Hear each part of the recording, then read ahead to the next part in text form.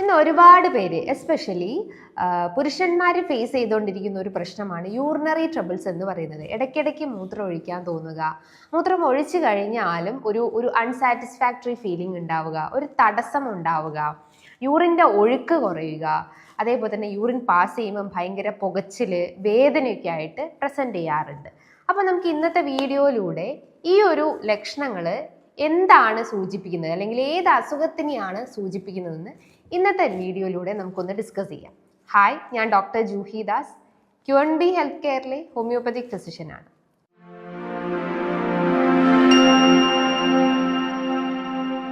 Mail accessory organ, അതായത് prostrate ഗ്രന്ഥിയിൽ ഉണ്ടാവുന്ന നീർക്കെട്ടുകളോ അതേപോലെ തന്നെ ഇൻഫെക്ഷൻസോ ആണ് ഞാൻ ഈ പറഞ്ഞിട്ടുള്ള ലക്ഷണങ്ങൾ ഉണ്ടാക്കുന്നത്.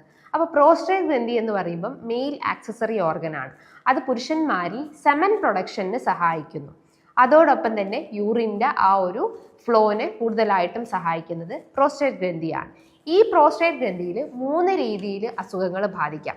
ഒന്നാമതായിട്ട് ഇൻഫ്ലമേഷൻസ്, അല്ലെങ്കിൽ പ്രോസ്ട്രേറ്റ് ഗ്രന്ഥി വീക്കം, അല്ലെങ്കിൽ ഗ്രന്ഥിയിൽ നീർക്കെട്ട് സംഭവിക്കുക. രണ്ടാമത്തേത് പ്രോസ്ട്രേറ്റ് ഗ്രന്ഥിയിൽ ഇൻഫെക്ഷൻസ് സംഭവിക്കുക. മൂന്നാമത്തേത് പ്രോസ്ട്രേറ്റ് ക്യാൻസർ പോലത്തെ കണ്ടീഷൻസ് ഉണ്ടാവുക. ഇന്ന് മെജോറിറ്റി ഓഫ് ആളുകൾക്കും പ്രോസ്ട്രേറ്റ് ഗ്രന്ഥി വീക്കമാണ് സംഭവിക്കുന്നത്, അതായത് ഇൻഫ്ലമേഷൻസ് കണ്ടീഷൻസ് ആണ് ഉണ്ടാവാറ്. അതായത് ബിനൈൻ പ്രോസ്ട്രേറ്റ് ഹൈപ്പർട്രോഫി അല്ലെങ്കിൽ BPH എന്ന കണ്ടീഷൻസ്. ഈ ഒരു ബുദ്ധിമുട്ടുകളാണ് ഇന്ന് 50 കഴിഞ്ഞിട്ടുള്ള പുരുഷന്മാരിൽ ഏറ്റവും അധികം കണ്ടുവന്നിട്ടുള്ളത്. ഇതിൻ്റെ മെയിൻ കാരണങ്ങൾ എന്ന് പറയുന്നത് ഒന്നാമതായിട്ട് ജെനറ്റിക് ഹിസ്റ്ററി. പാരമ്പര്യപരമായിട്ട് നിങ്ങൾക്ക് എന്തെങ്കിലും ഈ മൂത്ര രീതിയിലുള്ള എന്തെങ്കിലും ബുദ്ധിമുട്ടുകൾ ഉണ്ടെങ്കിൽ, അല്ലെങ്കിൽ പ്രോസ്ട്രേറ്റ് ഗ്രന്ഥിയിൽ പ്രശ്നങ്ങൾ ഉണ്ടെങ്കിൽ അത് നമുക്ക് രൂപപ്പെടാൻ ചാൻസസ് ഉണ്ട്. രണ്ടാമത്തേത്, നിങ്ങൾ എന്തെങ്കിലും അഡിക്ഷൻസ് ഉണ്ടെങ്കിൽ, ലൈക്ക് ആൽക്കഹോൾ അഡിക്ഷൻസോ സ്മോക്കിങ്ങോ അങ്ങനെ എന്തെങ്കിലും ദുശീലങ്ങളൊക്കെ ഉണ്ടെങ്കിൽ ഈ പ്രോസ്ട്രേറ്റ് ഗ്രന്ഥിയിലേക്കുള്ള സർക്കുലേഷൻസ് ബ്ലോക്കേജ് വരികയും അത് കൃത്യമായിട്ട് പ്രവർത്തിക്കാതെ വരികയും അതിൻ്റെ ഫങ്ഷൻസിൽ ഇംബാലൻസ് കാണിക്കുകയും അത് പിന്നീട് നീർക്കെട്ടായിട്ട് രൂപപ്പെടാവുന്നതാണ്. മൂന്നാമത്തേത്, നിങ്ങളുടെ ലൈഫ് സ്റ്റൈൽ ചേഞ്ചസ്, അതായത് ഭക്ഷണ രീതിയിൽ ഉണ്ടാകുന്ന മാറ്റങ്ങളും വ്യായാമമില്ലാത്ത അവസ്ഥയും അമിതവണ്ണത്തിൻ്റെ പ്രശ്നങ്ങളൊക്കെ ഉണ്ടെങ്കിലും നമുക്ക് അസോസിയേറ്റ് ചെയ്തിട്ട് ഈ പറഞ്ഞിട്ടുള്ള ബുദ്ധിമുട്ടുകൾ ക്രിയേറ്റ് ചെയ്യാൻ ചാൻസസ് ഉണ്ട്. ഭക്ഷണ രീതികൾ നോക്കുമ്പോൾ നിങ്ങൾ അമിതമായിട്ട് റെഡ് മീറ്റ് കൺസ്യൂം ചെയ്യുക, പാൽ ഉൽപ്പന്നങ്ങൾ അമിതമായിട്ട് കൺസ്യൂം ചെയ്യുക, പ്രോസസ് ചെയ്തിട്ടുള്ള ഭക്ഷണങ്ങൾ, ജങ്ക് ഫുഡ്, ഫാസ്റ്റ് ഫുഡൊക്കെ അമിതമായിട്ട് കഴിച്ചുകൊണ്ടിരിക്കുന്ന ആളുകൾക്കാണ് ഈ പറഞ്ഞിട്ടുള്ള പ്രശ്നങ്ങൾ ഉണ്ടാവുന്നത്. ഇനി ഇതിൻ്റെ ലക്ഷണങ്ങൾ നോക്കുവാണെങ്കിൽ ഒട്ടനവധി ലക്ഷണങ്ങളാണ് കാണിക്കാറ്. ഒന്നാമതായിട്ട് urinary troubles, like BPH conditions ഉള്ള ആളുകൾക്കാണെങ്കിൽ യൂറിനറി ട്രബിൾസ് ആണ് പ്രിഡോമിനൻ്റ് ആയിട്ടുള്ളത്. യൂറിനറി ട്രബിൾസ് എന്ന് പറയുമ്പം നിങ്ങൾക്ക് ഇടയ്ക്കിടയ്ക്ക് മൂത്രം ഒഴിക്കാൻ തോന്നുക. നമ്മളിപ്പം രാവിലെ പോയി പിന്നെ ഒരു 11 മണിയാകുമ്പോൾ പിന്നെയും പോകാൻ തോന്നുന്നു, then ഒരു അരമണിക്കൂർ കഴിഞ്ഞിട്ട് പിന്നെയും പോകാൻ തോന്നുന്നു. അങ്ങനെ ഒരു ഫ്രീക്വൻസി, അതായത് യൂറിൻ്റെ ഫ്രീക്വൻസി ഇങ്ങനെ ഇൻക്രീസ് ചെയ്തുകൊണ്ടേയിരിക്കുന്നു. അതോടൊപ്പം തന്നെ പോയി കഴിഞ്ഞാലും ഇനിയും അതായത് ഒരു അൺസാറ്റിസ്ഫാക്ടറി ഫീലിംഗ്, അല്ലെങ്കിൽ ഇനിയും പോകാനുള്ള ഒരു തോന്നൽ ഉണ്ടാവുക, അല്ലെങ്കിൽ യൂറിൻ അവിടെ ഇനിയും കെട്ടിക്കിടക്കുന്ന പോലെ തോന്നാറുണ്ട്. അതേപോലെ തന്നെ ഈ മൂത്രം പാസ് ചെയ്ത് പോകുമ്പോൾ ചില ആളുകൾക്ക് പുകച്ചിൽ അനുഭവപ്പെടാം, അല്ലെങ്കിൽ വേദനയായിട്ട് രൂപപ്പെടാവുന്നതാണ്. ചിലർക്ക് മൂത്രം പോയി കഴിഞ്ഞാലും ആ ഒരു ലിംഗത്തിന്റെ അഗ്രഭാഗത്തായിട്ട് വേദനയും പുകച്ചിലും രൂപപ്പെടാവുന്നതാണ്. യൂറിൻ്റെ ഫ്ലോ നോക്കുമ്പോൾ വളരെ സ്ലോ, അല്ലെങ്കിൽ നേർത്ത പോലെ യൂറിൻ പോകുന്നത് കാണാവുന്നതാണ്. ഭയങ്കര സ്ട്രോങ് ആയി പോയിക്കൊണ്ടിരിക്കുന്ന ഈ ഒരു യൂറിൻ്റെ ഒഴുക്ക് വളരെ സ്ലോ ആയിട്ട് കാണാവുന്നതാണ്. അതേപോലെ തന്നെ യൂറിനിൽ ഒബ്സ്ട്രക്ഷൻസ് കാണാവുന്നതാണ്, അതായത് സ്പ്ലിറ്റ് ആയിട്ട് യൂറിൻ പോവുക, മുറിഞ്ഞു പോലെയൊക്കെ യൂറിൻ പോകുന്നുണ്ടെങ്കിലും ഈ പറഞ്ഞിട്ടുള്ള പ്രോസ്ട്രേറ്റ് ഗ്രന്ഥിയിൽ നീർക്കെട്ടുണ്ടെന്ന് മനസ്സിലാക്കാവുന്നതാണ്.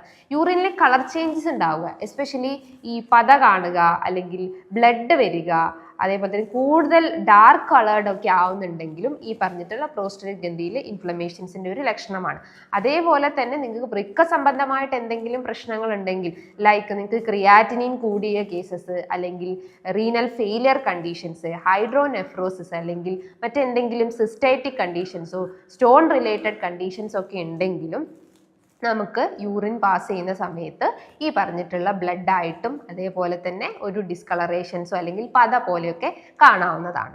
ഇതാണ് മെയിനായിട്ടും BPH കണ്ടീഷൻസ് അല്ലെങ്കിൽ ഇൻഫ്ലമേറ്ററി കണ്ടീഷൻസ് ഉള്ള പ്രോസ്ട്രേറ്റ് ഗ്രന്ഥിയിൽ സംഭവിക്കുന്ന ലക്ഷണങ്ങൾ എന്ന് പറയുന്നത്. ഇനി ഞാൻ പറഞ്ഞു ഇൻഫെക്ഷൻസ് വരാം, മൂത്രനാളിയിൽ ഇൻഫെക്ഷൻസ് ആയിട്ട് നമുക്ക് രൂപപ്പെടാവുന്നതാണ്. അത് വരുമ്പോൾ നമുക്ക് കുറച്ചുകൂടി സിവിയർ സിംറ്റംസ് കാണിക്കും. പനി ഉണ്ടാവുന്നതാണ്, എസ്പെഷ്യലി രാത്രി കാലങ്ങളിൽ വിറയലോട് കൂടിയിട്ടുള്ള പനി അനുഭവപ്പെടാവുന്നതാണ്. ബാക്ക് പെയിൻ, അതിശക്തമായിട്ടുള്ള നടുവേദന രൂപപ്പെടാവുന്നതാണ്. അതേപോലെ തന്നെ യൂറിൻ പാസ് ചെയ്യുമ്പം ഇടയ്ക്കിടയ്ക്ക് പുകച്ചിലും വേദനയും അതേപോലെ തന്നെ ഒരു ഒബ്സ്ട്രക്ഷൻസ് ഒക്കെ അനുഭവിക്കാവുന്നതാണ്.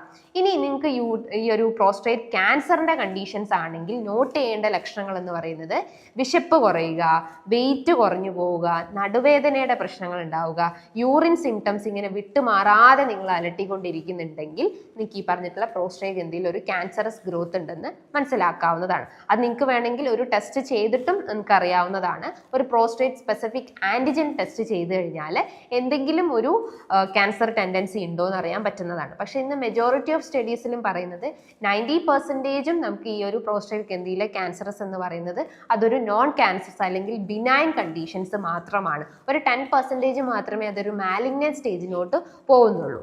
ഇനി ഈ ഒരു ബുദ്ധിമുട്ടുകളെ നമുക്ക് എങ്ങനെ ഐഡന്റിഫൈ ചെയ്യാം അല്ലെങ്കിൽ എങ്ങനെ തിരിച്ചറിയാം എന്ന് നോക്കാം. ആദ്യം തന്നെ നിങ്ങൾക്ക് ഈ ലക്ഷണങ്ങളൊക്കെ കാണുന്നുണ്ടെങ്കിൽ നിങ്ങൾ ജസ്റ്റ് ഒരു ഇനീഷ്യലി തന്നെ ഒരു യൂറിൻ അനാലിസിസ് അല്ലെങ്കിൽ യൂറിൻ റൂട്ടീൻ എക്സാമിനേഷൻസ് ചെയ്യുക. സെൽഫായിട്ട് നിങ്ങളെ യൂറിൻ ഒന്ന് ടെസ്റ്റ് ചെയ്യാൻ ശ്രമിക്കുക.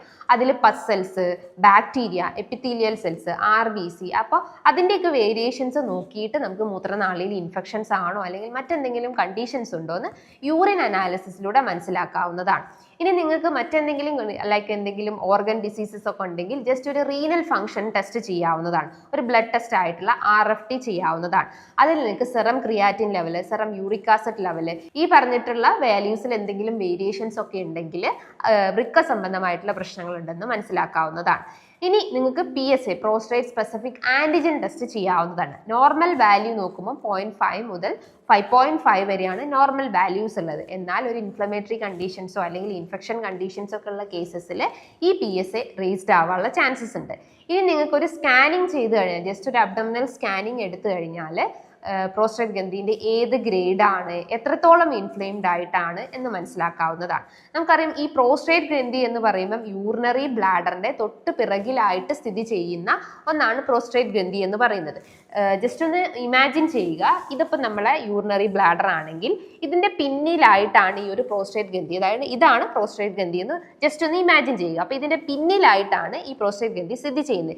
ഇതിന്റെ ഉള്ളിലൂടെയാണ് ഈ പറഞ്ഞിട്ടുള്ള യൂറിനറി ട്യൂബ് കടന്നു പോകുന്നത്. അതായത് മൂത്രം ഈ ഒരു ബ്ലാഡറിൽ സ്റ്റോർ ചെയ്ത് വെച്ചിട്ട് അതിൽ നിന്നും റിലീസ് ചെയ്തിട്ട് യൂറിനറി ട്യൂബിലൂടെയാണ് യൂറിൻ പാസ് ചെയ്ത് പോകുന്നത്. അപ്പം ഈ പ്രോസ്റ്റേറ്റ് ഗ്രന്ഥിന്റെ മിഡിലായിട്ടാണ് ഈ പറഞ്ഞിട്ടുള്ള യൂറിനറി ട്യൂബ് കടന്നു പോകുന്നത്. അപ്പോൾ ഓട്ടോമാറ്റിക്കലി ഏജിങ്ങിന്റെ ഭാഗമായിട്ടും പല ഫാക്ടേഴ്സ് കൊണ്ടും പ്രോസ്റ്റേറ്റ് ഗ്രന്ഥിയിൽ ഇൻഫ്ലമേഷൻസ് അല്ലെങ്കിൽ നീർക്കെട്ടോ സംഭവിക്കുമ്പം ഓട്ടോമാറ്റിക്കലി ഈ ഒരു ഗ്രന്ഥി വലുതാകുമ്പം ഇതിന്റെ മുന്നിൽ കിടക്കുന്ന ഈ ഒരു യൂറിനറി ബ്ലാഡറിൽ ഒബ്സ്ട്രക്ഷൻ വരും. അതായത് അതിനൊരു ഞെങ്ങി അമരുന്ന പോലത്തെ ഒരു സെൻസേഷൻസ് കാണിക്കും. അപ്പൊ യൂറിൻ കൃത്യമായിട്ട് പോവാതെ വരികയും യൂറിൻ പോകുമ്പം ഈ പറഞ്ഞിട്ടുള്ള പ്രശ്നങ്ങൾ ഉണ്ടാവാൻ ചാൻസസ് ഉണ്ട്. നോർമലി അതായത് ഒരു ഹെൽത്തി ആയിട്ടുള്ള ഒരു പുരുഷന്മാരുടെ പ്രോസ്റ്റേറ്റ് ഗ്രന്ഥിന്റെ സൈസ് നോക്കുമ്പം 25 to 30 cc വരെയാണ് അതിന്റെ വോളിയം സൈസ് കാണിക്കുന്നത്.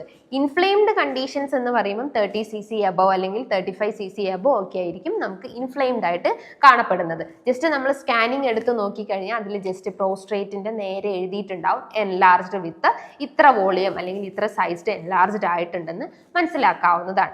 അതേപോലെ തന്നെ നമ്മൾ യൂറിൻ ടെസ്റ്റ് ചെയ്യുന്ന സമയത്ത് അല്ലെങ്കിൽ ജസ്റ്റ് സ്കാനിങ് ഒക്കെ എടുക്കുന്ന സമയത്ത് യൂറിനറി ബ്ലാഡറിന്റെ നേരെ ജസ്റ്റ് പോസ്റ്റ് റെസിഡുവൽ വോളിയം എന്നൊക്കെ എഴുതിയിട്ടുണ്ടാവും. അതിന്റെ നോർമൽ വാല്യൂ നോക്കുമ്പോൾ ഒരു 50 ml ആണ് നോർമൽ വാല്യൂ വരേണ്ടത്.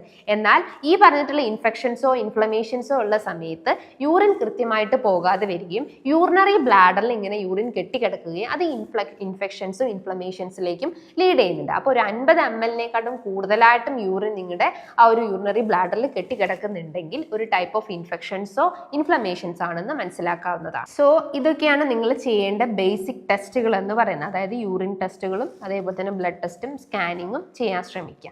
ഇനി ഈ ഒരു ഇൻഫ്ലമേഷൻസ് അല്ലെങ്കിൽ ഇൻഫെക്ഷൻസിനെ മറികടക്കാൻ വേണ്ടിയിട്ട് അല്ലെങ്കിൽ അതിൻ്റെ ആ ഒരു ഇൻറ്റൻസിറ്റി കുറയ്ക്കാൻ വേണ്ടിയിട്ട് നമ്മൾ ഭക്ഷണ രീതികൾ കുറേയൊക്കെ ഫോളോ ചെയ്യേണ്ടതുണ്ട്. ഒരു പരിധിവരെ നമ്മളെ ഭക്ഷണത്തിലൂടെ നമ്മൾ കൺട്രോൾ ചെയ്ത് കഴിഞ്ഞാൽ തന്നെ ഈ ഒരു ഇൻഫ്ലമേഷൻസ് കുറച്ചെടുക്കാവുന്നതാണ്.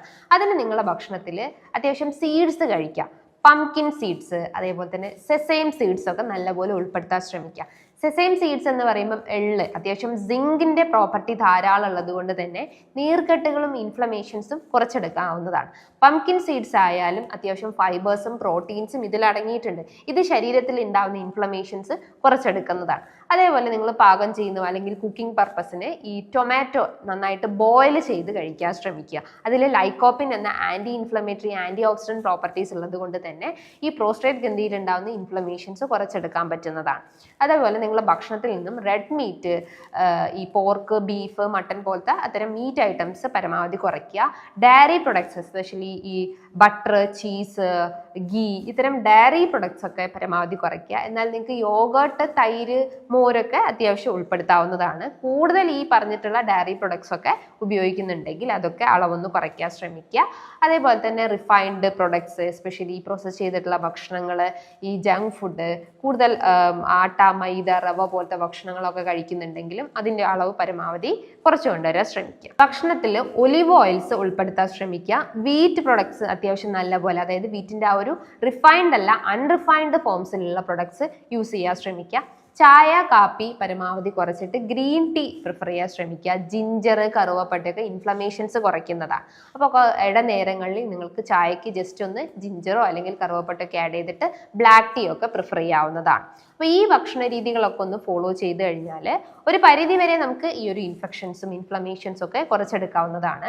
നമ്മൾ രാത്രി 8 മണിക്ക് ശേഷം നമ്മൾ അമിതമായിട്ട് വെള്ളം കുടിക്കുന്ന ശീലങ്ങളൊക്കെ ഉണ്ടെങ്കിൽ അതിൻ്റെ അളവൊക്കെ ഒന്ന് പരമാവധി കുറയ്ക്കുക. വിത്തിൻ 8 o'clock ഉള്ളിൽ തന്നെ നമ്മൾ ഡിന്നർ അതേപോലെ തന്നെ വാട്ടർ ഇൻടേക്കും ബാലൻസ് ചെയ്ത് കൊണ്ടുപോകാൻ ശ്രമിക്കുക. അത്യാവശ്യം നല്ല രീതിയിൽ വർക്കൗട്ട് ചെയ്യാൻ ശ്രമിക്കുക. കീഗൽ എക്സസൈസ് ചെയ്യാൻ ശ്രമിക്കുക. അത് നമ്മുടെ പെൽവിക് ഫ്ലോർ മസിൽസിനെ കുറച്ചുകൂടി സ്ട്രെങ്തൻ ചെയ്യുന്നതും അതിനൊന്ന് ഉത്തേജിപ്പിക്കുന്ന രീതിയിലുള്ള വർക്കൗട്ടുകളാണ്. അത് നിങ്ങൾക്ക് ജസ്റ്റ് ഒന്ന് യൂട്യൂബിൽ സെർച്ച് ചെയ്ത് കഴിഞ്ഞാൽ അതിൻ്റെ ആ ഒരു ഡിസ്ക്രിപ്ഷൻസ് ഒക്കെ അതിൽ കാണാവുന്നതാണ്. അതേപോലെ തന്നെ നമ്മൾ യോഗ അങ്ങനത്തെ മെഡിറ്റേഷൻസ് ഒക്കെ ഫോളോ ചെയ്യുമ്പം ബട്ടർഫ്ലൈ പോസ് ഒക്കെ കൂടുതലായിട്ടും പ്രിഫർ ചെയ്യാൻ ശ്രമിക്കുക. അത് നമ്മുടെ ആ ഒരു പെൽവിക് ഫ്ലോർ മസിൽസിൻ്റെ ഇൻഫ്ലമേഷൻസ് ഒരു പരിധി വരെ കുറച്ചെടുക്കാൻ പറ്റുന്നതാണ്. അതേപോലെ തന്നെ മസിൽസിൻ്റെ ആ ഒരു സ്ട്രെങ്ത് കുറച്ചൊന്ന് ഇമ്പ്രൂവ് ചെയ്യാൻ സഹായിക്കുന്നതാണ്. സോ ഈ പറഞ്ഞിട്ടുള്ള ഡയറ്റും അതേപോലെ തന്നെ ഈ പറഞ്ഞിട്ടുള്ള ചെറിയ ചെറിയ വർക്കൗട്ട്സും ചെയ്ത് കഴിഞ്ഞാൽ തന്നെ നമുക്കൊരു പരിധി വരെ ഈ പറഞ്ഞിട്ടുള്ള യൂറിനറി ട്രബിൾസ് കൺട്രോൾ ചെയ്യാൻ പറ്റുന്നതാണ്. ഇനി ഇതുമായി ബന്ധപ്പെട്ട് നിങ്ങൾക്ക് എന്തെങ്കിലും ഡൗട്ട്സ് ഒക്കെ ഉണ്ടെങ്കിൽ താഴെ കാണുന്ന നമ്പറിൽ കോൺടാക്ട് ചെയ്യാവുന്നതാണ്. നല്ലൊരു ഹെൽത്ത് ടോപ്പിക്കുമായി വീണ്ടും കാണാം.